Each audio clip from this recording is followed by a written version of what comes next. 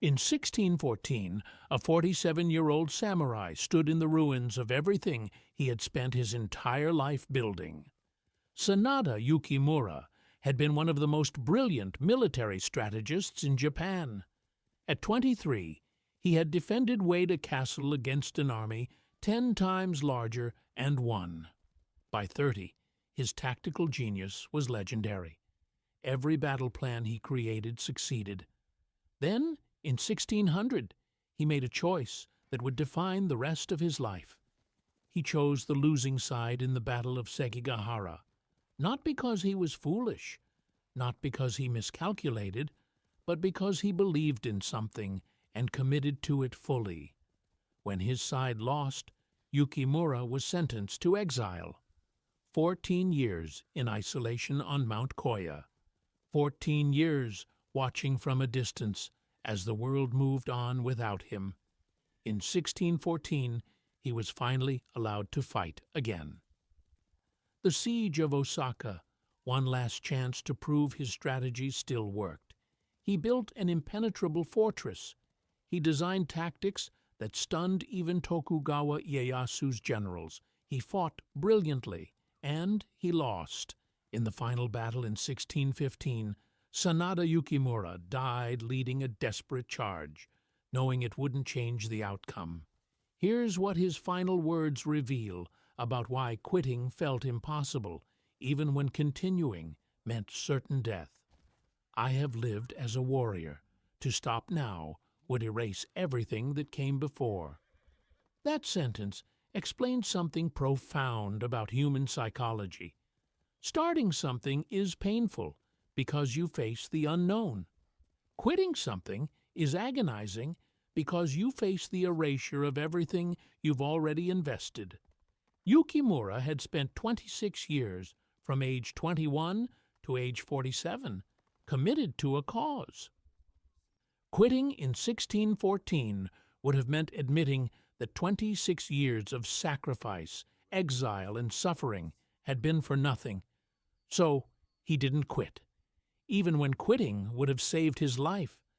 This video will show you exactly why quitting something you've invested in feels psychologically worse than never starting at all, why your brain fights abandonment harder than it fights initiation, and what you can actually do when you're trapped in something that's destroying you but you can't let go. Because this isn't about motivation, this is about the sunk cost fallacy at the neurological level, and why it makes rational people do irrational things. Let's begin. Let me show you exactly why the human brain treats quitting as worse than failure. In 1600, Sanada Yukimura faced a choice that would determine his entire future. Japan was divided. Two coalitions were forming for what would become the decisive battle at Sekigahara. The Eastern Army led by Tokugawa Ieyasu, the Western Army led by Ishida Mitsunari. Yukimura's father, Sanada Masayuki, chose to support the Western Army. But Yukimura's older brother, Sanada Nobuyuki, chose the Eastern Army. The family was splitting. Yukimura had to choose.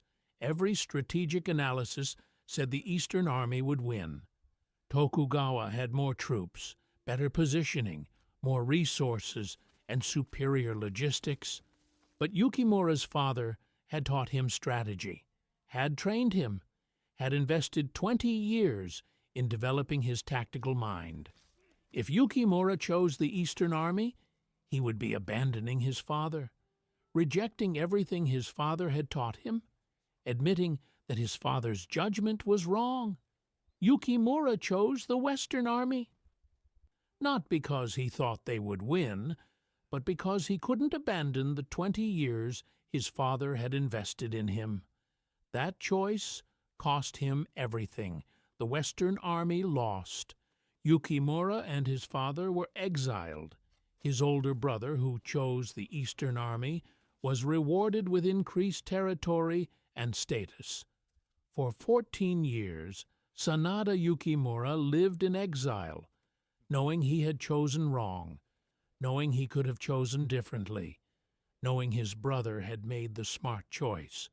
But here's what he wrote during those years of exile.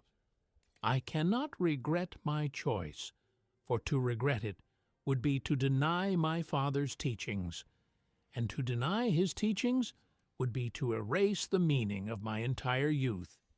This is the problem.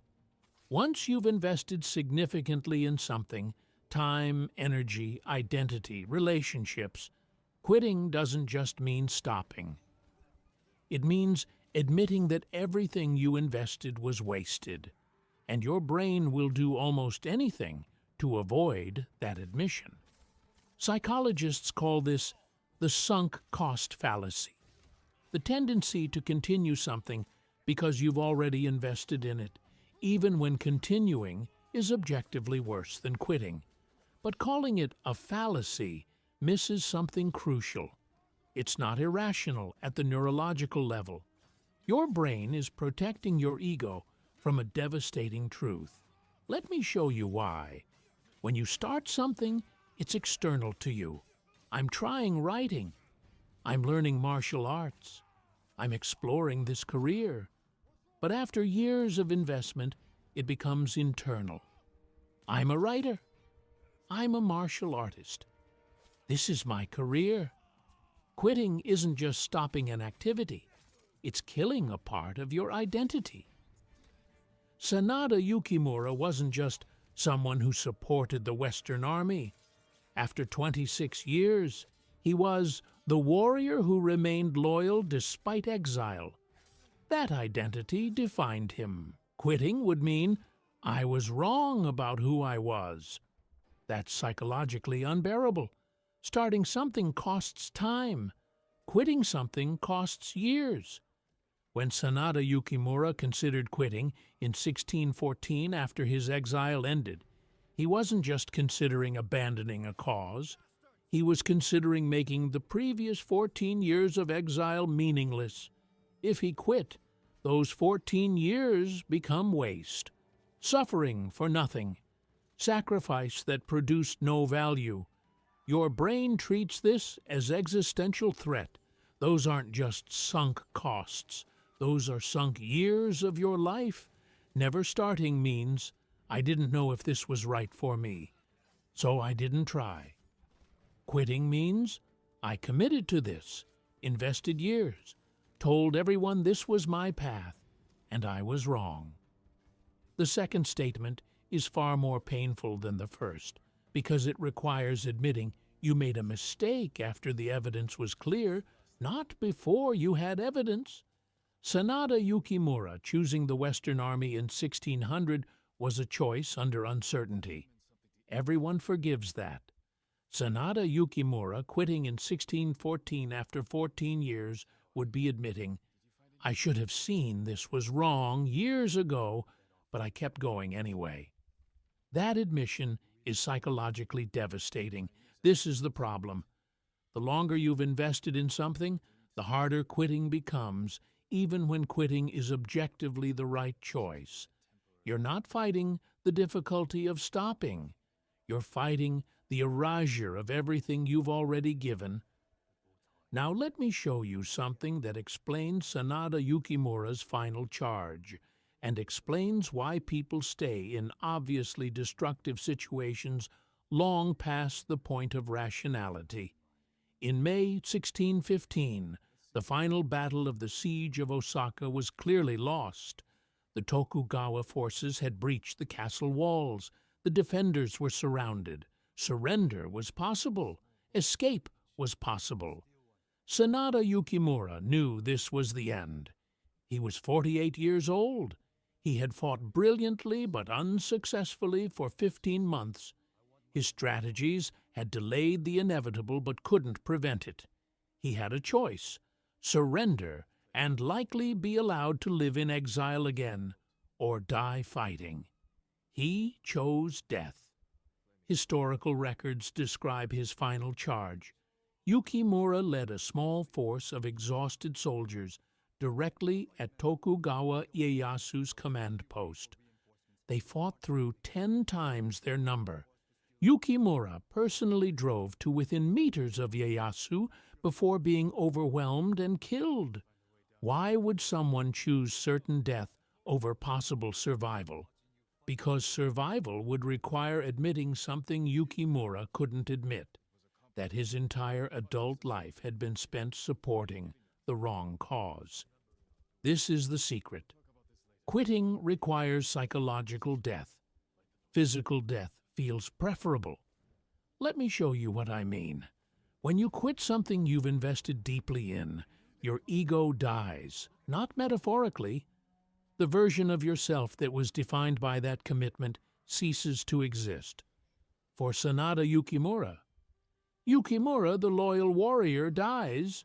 Yukimura, who never abandoned his principles, dies. Yukimura, whose suffering had meaning, dies. All of those identities get erased if he quits.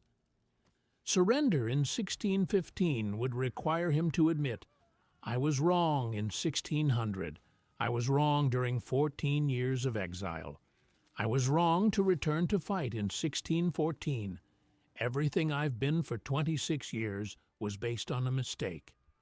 That level of ego death is unbearable. Physical death, by contrast, preserves the identity. Yukimura, the loyal warrior who died for his principles, his ego survives his body. Humans are narrative creatures. We need our lives to have coherent stories. Sanada Yukimura's narrative up to 1615. I chose loyalty over pragmatism. I suffered exile for my principles. I returned to fight one final battle because my principles demanded it.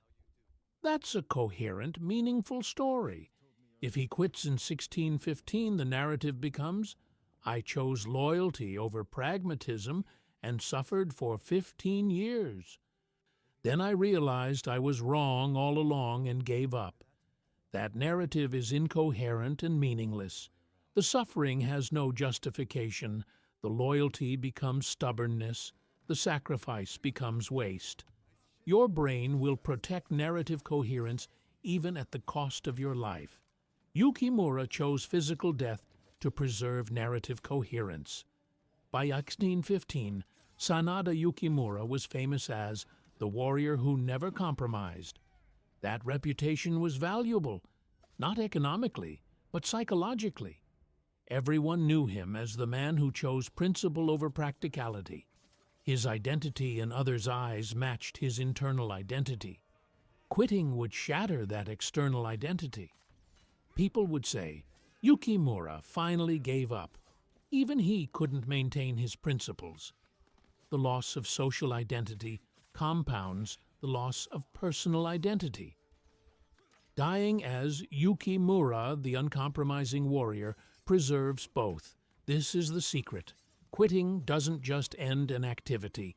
It kills identities, personal and social. It destroys narratives. It requires admitting years of error. Physical death preserves all of those things. The identity survives. The narrative remains coherent. The suffering retains meaning. That's why quitting feels worse than dying, because dying preserves who you were. Quitting erases it. So what do you do when you're trapped in something that's destroying you, but quitting feels impossible? How do you escape the sunk cost trap when your brain is treating quitting as existential death? Let me show you the method using a different samurai who faced the same dilemma and made the opposite choice. In 1582, a samurai named Akechi Mitsuhide served under Oda Nobunaga, one of the most powerful warlords in Japan. Mitsuhide had served Nobunaga for over 10 years. He had invested his entire adult life in that service. But Nobunaga was brutal. He publicly humiliated Mitsuhide repeatedly. He demanded things that violated Mitsuhide's principles. The service was destroying Mitsuhide psychologically. Mitsuhide faced the same trap Sanada Yukimura faced: quit and erase 10 years of service, or continue and be destroyed. Mitsuhide chose a third option. He killed Nobunaga, not out of rage, not spontaneously, but as a calculated decision to end the relationship in a way that preserved his own narrative. Within weeks, Mitsuhide himself was hunted down and killed, but he had escaped the trap. He didn't quit, which would erase his identity, and he didn't continue, which would destroy him. He ended it on his terms.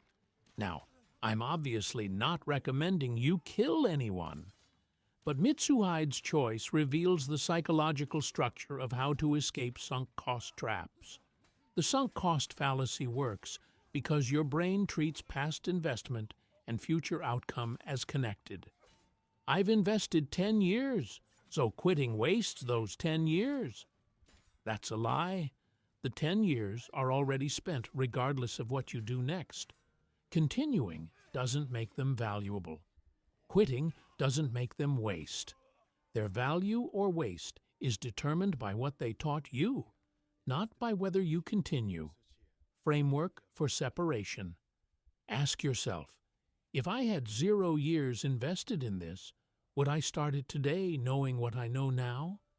If the answer is no, then continuing is choosing waste. The past investment is gone either way. Sanada Yukimura in 1614. If I had no history with this cause, would I join it today? Answer, no. But he continued anyway, because he couldn't separate past investment from future choice. Your brain treats quitting as admitting error. Reframe it as updating based on new information. Language matters. Don't say, I wasted 15 years on the wrong path. Say, I spent 15 years learning what doesn't work, and now I'm applying that knowledge. Don't say, I was wrong to commit to this. Say, I made the best choice with the information available at the time. New information changes the optimal choice. This reframe doesn't change the external facts, but it completely changes the internal experience. One reason quitting feels like erasure is because it's usually abrupt. I was X. Now I'm not X. That creates identity whiplash. Create transition rituals that honor what you're leaving while moving forward. Akechi Mitsuhide held a tea ceremony before betraying Nobunaga, a formal acknowledgement that he was ending one phase of life before beginning another. Modern application. If you're quitting a career, write a document acknowledging what you learned, what you achieved, what that identity gave you. Then formally close it. If you're leaving a relationship, have a final conversation that honors what it was before ending it. If you're abandoning a goal, create a ritual that marks the transition. Burn your notes, delete your files, whatever symbolically closes that chapter. Transition rituals prevent the feeling of erasure. You're not deleting the past. You're completing it and moving to the next chapter. Sanada Yukimura's metric for success was, remain loyal to my principles. That metric made quitting impossible because quitting automatically meant failure by his own definition. If he had redefined success as survive to fight another day when conditions are more favorable, quitting becomes success, not failure. Framework. Identify your current success metric. Ask, does this metric trap me in a sunk cost fallacy?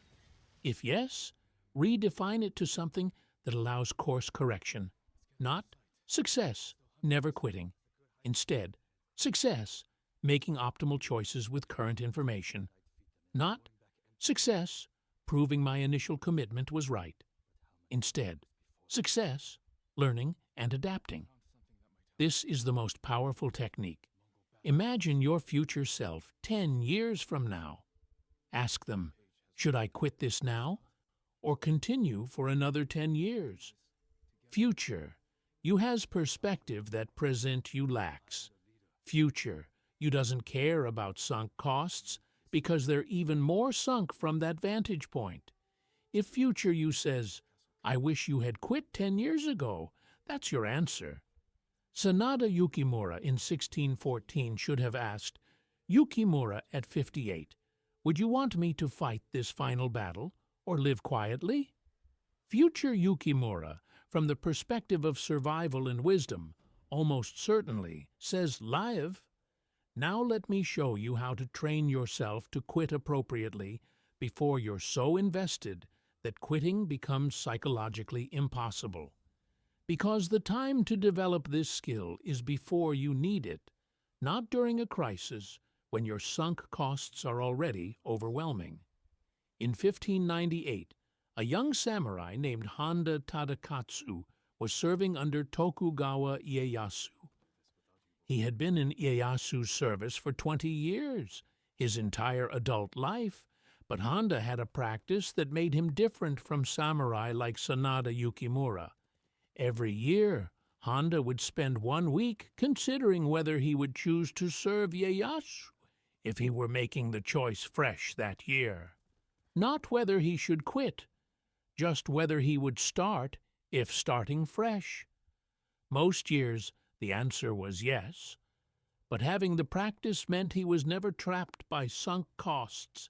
His service was always a current choice, not just momentum from a past choice. Once per year, evaluate every major commitment as if you're making it fresh, your career. If I had no history here, would I take this job today? Your relationship.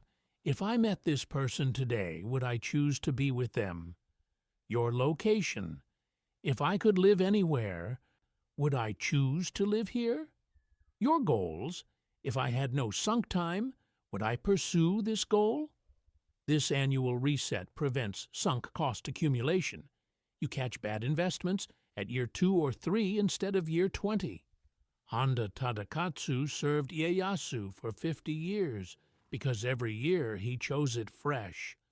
Sanada Yukimura served his cause for 26 years and died for it because he never reconsidered after the initial choice. Train your quitting muscle with low-stakes decisions. Quit a book halfway through if it's not valuable, even though you've invested hours. Quit a movie after 30 minutes if it's bad, even though you paid for it. Quit a project after a month if it's not working, even though you announced it publicly. Each small quit reduces the psychological weight of future big quits. Your brain learns, quitting doesn't erase me. I survived quitting before. I can survive it again. Before starting anything major, define the conditions under which you'll quit. Not vague conditions like, if it stops working. Specific, measurable criteria. I'll quit this business if revenue isn't positive by month 18. I'll quit this relationship if specific behavior continues after specific conversation. I'll quit this training program if I see no measurable progress in 6 months. Pre-commitment exit criteria prevent sunk cost fallacy because quitting becomes keeping a promise to past you, not admitting failure. Here's what you need to understand.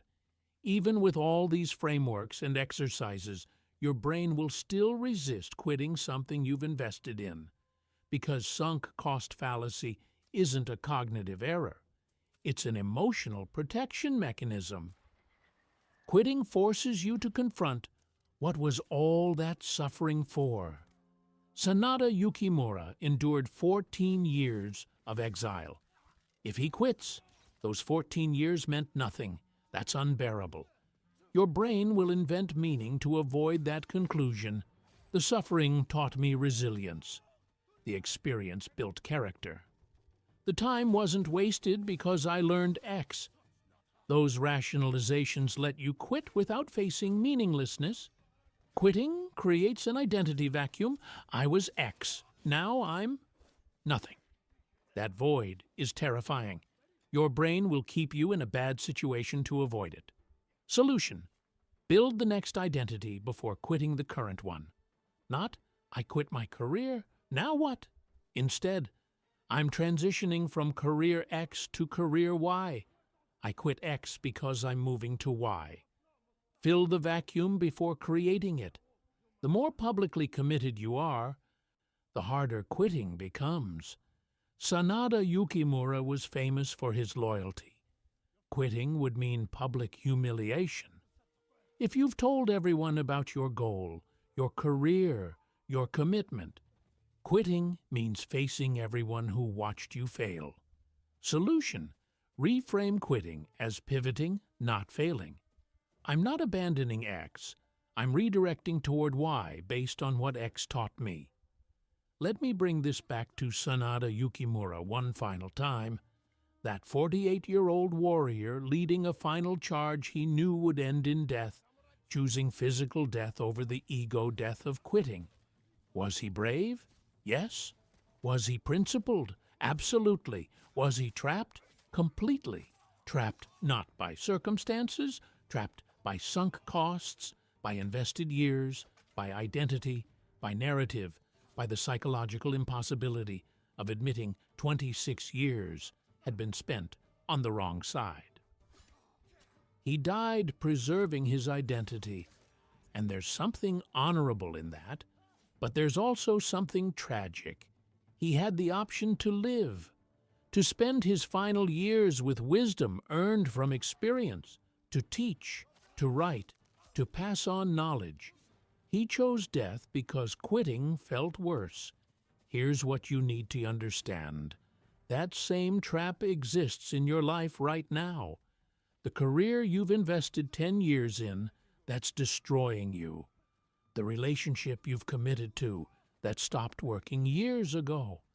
The goal you've pursued for so long that you can't remember why you wanted it. Think about that for a second. Really think about it. How many things are you doing right now, not because you actually want them, but because you've already invested so much that stopping feels impossible? The degree you're finishing even though you hate the field. The business you're building even though it drains you. The relationship you're maintaining even though it died years ago. The career path you're following even though it makes you miserable every single day. You started for a reason. Maybe it was a good reason. Maybe it made sense 10 years ago, 5 years ago, 2 years ago. But somewhere along the way, the reason disappeared. And all that's left is momentum. All that's left is investment. All that's left is the terrifying question of what happens if you stop. You're staying because quitting feels like erasure, like admitting waste, like killing who you've been. Because if you quit now, what were those 10 years for? If you walk away now, what was all that suffering for? If you abandon this now, who are you without it? Your entire identity is wrapped up in this thing you've been pursuing. Your entire sense of self is built on this goal. Your entire story revolves around this commitment. And quitting doesn't just mean stopping. It means erasing the person you thought you were. It means admitting that the story you've been telling yourself about your life was wrong. It means facing the fact that you've been moving in the wrong direction for years and didn't have the courage to stop sooner. That feels like death. That feels like failure. That feels like waste. But here's the truth. The years are already spent. You can't get them back. They're gone whether you quit or continue. The time is already invested. The money is already gone. The energy is already used. The suffering is already endured. Continuing doesn't redeem them. Staying doesn't make those years valuable. Pushing forward doesn't transform past pain into future success. It just adds more years to the pile, more investment to the sunk cost, more suffering to justify, with even more suffering. Quitting doesn't waste them. The years are already spent. The only question is whether you're going to spend more years the same way or make a different choice. Their value is determined by what they taught you and what you do next, not by whether you keep going. Those 10 years you invested, they have value if you learned something, if you discovered what doesn't work, if you identified what you actually want instead of what you thought you wanted, if you built skills, you can transfer. If you developed wisdom, you can apply. That value exists whether you continue or quit. But if you continue just to justify the investment, those years teach you nothing except how to waste more time defending bad decisions. Sanada Yukimura's 26 years could have had value if he'd survived and taught strategy based on what he learned. He was a brilliant tactician. He understood siege warfare better than almost anyone in Japan. He had knowledge that could have shaped the next generation of samurai. Instead, they ended in a death that changed nothing. He died at Osaka Castle fighting for a cause that was already lost, defending a lord who had already been defeated, pursuing a loyalty that no longer served any purpose except his own need to avoid the pain of quitting. His death didn't save anyone, didn't change the war, didn't inspire a movement. It was just another body in a lost battle. All that skill, all that knowledge, all those 26 years of dedication ended in absolutely nothing because he couldn't quit. Your sunk costs don't have to end the same way. You're not trapped. You're not committed for life. You're not obligated to keep going just because you've already gone so far. You can quit. Right now, today, this week. You can stop pursuing the goal that no longer makes sense. You can walk away from the degree, from the business, from the relationship, from the career, from the identity you've been clinging to because you're terrified of what happens when you let go. You can reframe the past as learning and the future as applying that learning. Those 10 years weren't wasted. They taught you what doesn't work. They showed you who you're not. They clarified what you actually value. Now take that knowledge and make a better choice. The identity you lose when you quit gets replaced by a new identity, someone who learns, adapts, and makes optimal choices even when they're painful.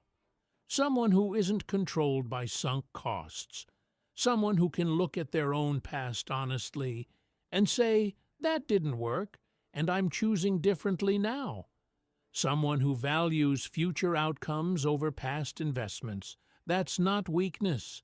That's wisdom. That's strength. That's what separates people who build great lives from people who defend terrible choices until they die. If this video showed you why your brain makes quitting so hard, subscribe and turn on notifications and tell me in the comments, what are you staying in that you know you should quit? What degree? What business? What relationship? What career?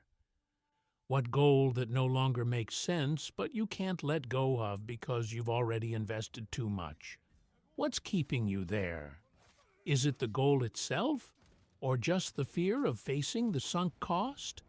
Remember this. Quitting feels worse than never starting.